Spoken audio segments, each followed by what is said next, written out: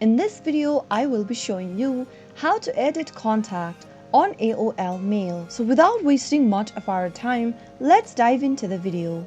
First of all, open a web browser and log in to mail.aol.com. Once you're signed into the main homepage, click on the Contacts tab from the left-hand side menu. Once you open up the Contacts tab, go ahead and select one of the contacts you would like to edit.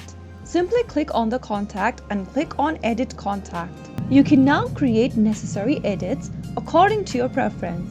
Upload a profile photo, write down a new name, and enter the rest of the information you'd like to edit. It includes changing your first name, middle name, last name, your nickname.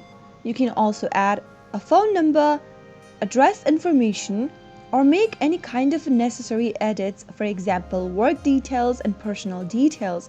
And finally, click on Save in order to make necessary edits for the contact. Once you've completed the steps, you will be able to make necessary edit for the contact information, and the information will now be updated in your AOL mail contact list. So that is how you can easily edit a contact on AOL. If you found the video to be helpful, go ahead and give us a thumbs up. Don't forget to subscribe to our channel by hitting the subscribe button.